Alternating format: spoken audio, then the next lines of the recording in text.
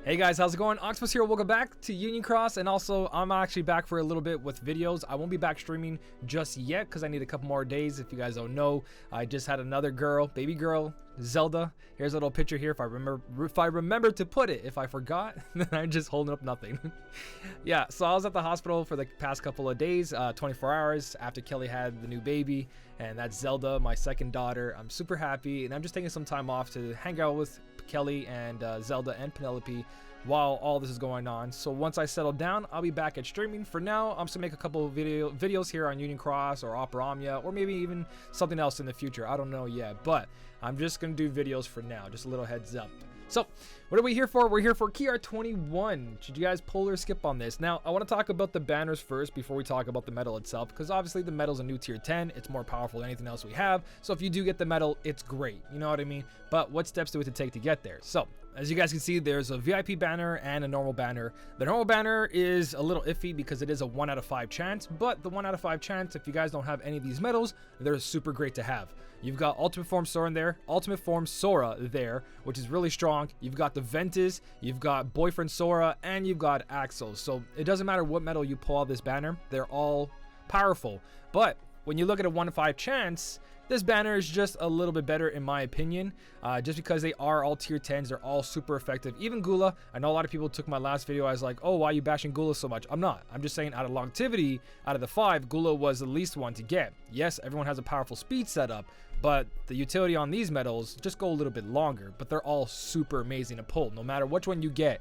your setup's gonna get that much stronger, guaranteed. Where if you pull this Axel, or yeah, it's just that Axel. The Axel's the only one that's throwing me off a little bit, because this Sora right here can make the next medal into a speed medal, and that's helped tremendously on so many quests, making my magic and power medals work on my speed setups because I have him on the 5th slot. And obviously Ventus increases all the speed medals. Then you got Ultimate Form Sora for all the upright medals, and then Axel, you can literally pull on this banner a couple times and get all these medals and make a sleeping lion setup, and boom, you're good. The problem is you've got to have trait medals. If you don't have trait medals for these medals, these 4 medals right here, then you're kind of just wasting your time, because right now there is no trait medals for 1500 jewels. We don't know if their boards are going to come back.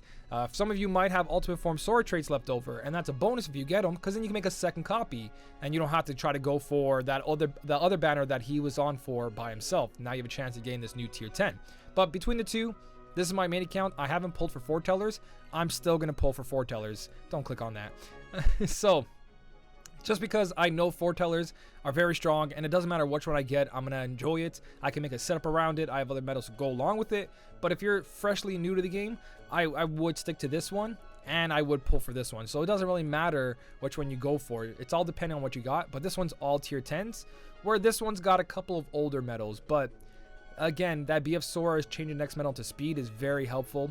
And then back here, these guys are not too old and very powerful. So the banner's not bad at all. And it's a 5 mercy pull.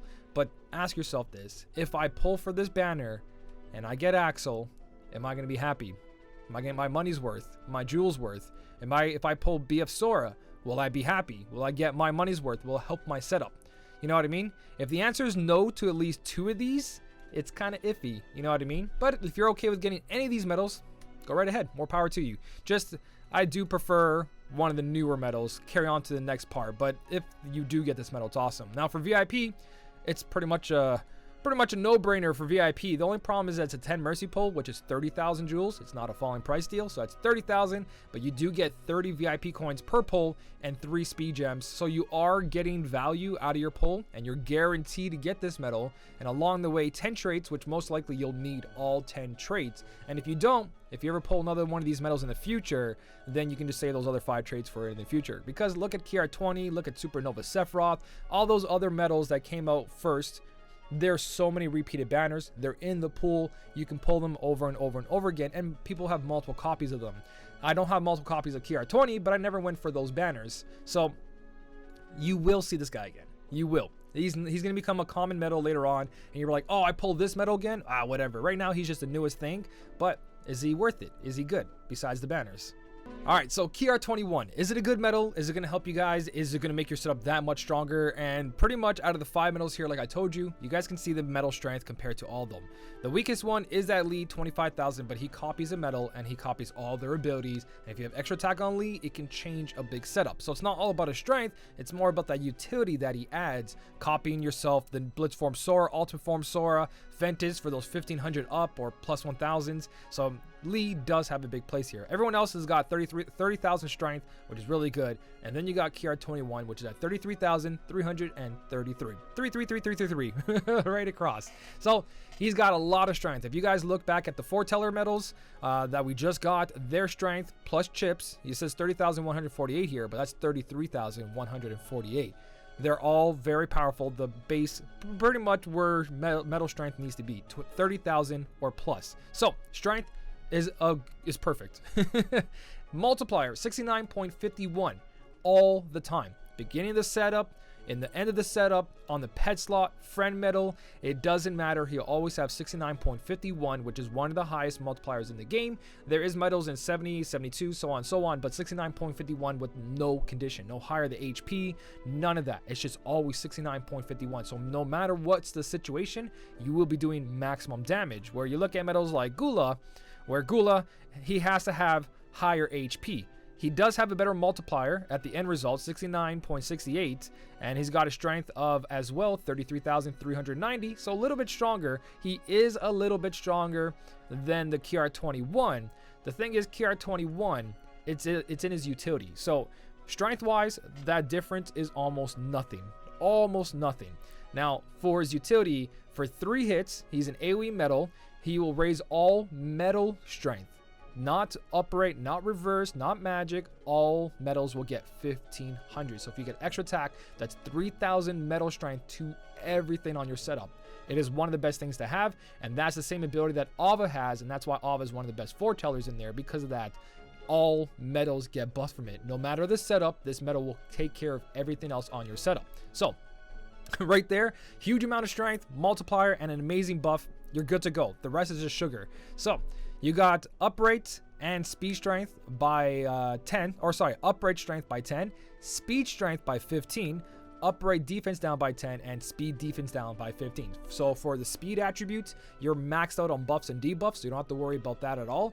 And for upright, you're only missing 5 up and 5 down, and then you don't have no general defense down or general attack up, but that's what your first slot on the Keyblade is meant for, is for your Kairi, your Xion, or any medal that raises your general strength. All the rest of your Keyblade takes care of everything else. So he pretty much takes care of everything else except for 5 upright and 5 defense upright down.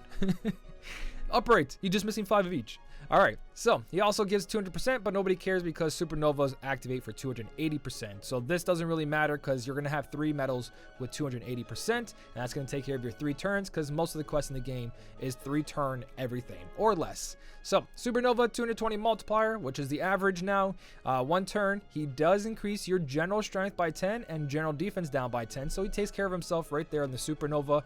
Only for 1 turn though, so yes, you still need a buffer because it's not maxed out. It's not 15. If it was 15, he would stand alone, 3 copies, and you can go 3 copies with him alone, just buffing the entire setup. But he doesn't max out the buffs and debuffs. He gives a special attack of 280 like I talked about. He resets the enemy's counters, and he fills your gauges by 5 with that 1 Supernova. So if you're in a clutch moment where the enemies got down to 1 counter, and if you end up killing it, it's going to screw up your whole game, then you can reset the enemy's counters back to its beginning counter of 20, 10, 15, whatever it was besides 1. This turns out really, really good, but this can also be really, really bad, but also really good. So you know how there's a couple of strategies we use where we use the enemy's counters to our advantage, where we want the counter to hit 0, so our buffs will carry over. If you activate a Supernova, you got to remember that's going to reset the counter, and that can screw up your whole setup. So that's one thing. Or, so let's say the situation is the enemy's counter starts at 1, but your Kairi, your extra attack Kairi or Xion bumps up to 3, next medal bumps up to 4, 5, 6, and then you're kind of getting it to a higher number, and you can't use a reset to carry your buffs over. If you activate Supernova Kira at 21 to put it back down to 1, and then use your friend medal or your own medal to affect the enemy's counter down to 0, you now have the opportunity to use a bunch of medals that raise enemies counters and then reset it down to a low number so that your friend medal can reset the whole entire attack, and then the enemy kills you and your buffs carry over because it's still your turn. So this can turn out to be really good as well. It all depends on the situation, but you can use it to your advantage, and there's nothing wrong with resetting an enemy's counter as long as the situation says I want to go back to high or I want to go back down to low. Depends on the situation, and he can be really good for that. So there's a little bit of a worry there, but honestly, it's not a real worry. This medal is just solid all around, nothing wrong with it. It's the beginning of the tier 10s, so if this is how good they're coming out right now, I'm wondering what they're going to be in the future. But with the way the game's been going lately, the banners have been very generous. The jewels coming out is very generous. The banners plus medals have been pretty steady. The power creep hasn't been too crazy. We went from like 27,000, 28 to 30 to 33, but it vary over time. And it's not even like, oh, you need the 33s to pass content, because my free-to-play and main account are passing content with medals that have 25, 30, 28, 27. I even used a couple tier 5 nominees to beat one of the harder quests because I needed a medal for that slot, and it worked out. So it's not like you're mandatory right now to go for this. It's just if you do have it, you're future-proofing yourself. So these are really good medals. The foretellers plus Kira 21, really good. It's just the banners 1 out of 5 chance, so if you do pull 5 times, you might not get them, but the other 4 medals can still really help a setup. A newer player, Lee's not going to help you as much as pulling a medal with a lot of strength. If you already have one of these medals here and pulling a Lee, then you're fine. If you don't have any medals that Lee can copy, then you're in a position with a copy medal that does nothing. You need a strong medal first, and then you need a copy medal. But like I said, if you pull Lee here, he's going to be useful. Even if you don't have a medal to copy, you will have one in the future. So banner, medal, it's all good, guys. Go for it. Do whatever you guys want. If you got the VIP and 30,000 jewels, I would go for that. But like I said in the start of the video, these are medals that will come back, will have their own banners, probably 5 mercy by themselves, or 1 out of 5 chance with all the tier 10s that you skipped for now. You can saw my free to play count. Well, actually, you haven't seen my free to play count. The jewel count has been going so high, and I'm not going to pull until I hit a certain number. I'm going to show you guys that later. And my main account you saw was close to 40,000 with plenty of content to still do to get more jewels. And there is still the Leviathan coming out this month, and plus a 3,000 jewels apology. So there's about 8,000 jewels right there that should be coming up as well. As long as you can pass the Leviathan quest, that's another 5,000. So 8,000. Whatever you guys have, plus 8,000. Boom, you're doing good. And there's a big update coming up too, so there might be jewels for the maintenance and all that good stuff. So that's about it, guys. If you did enjoy the video, don't forget to hit the like button. And as always, thank you so much for watching. Keep on smiling, and I'll see you in the next one.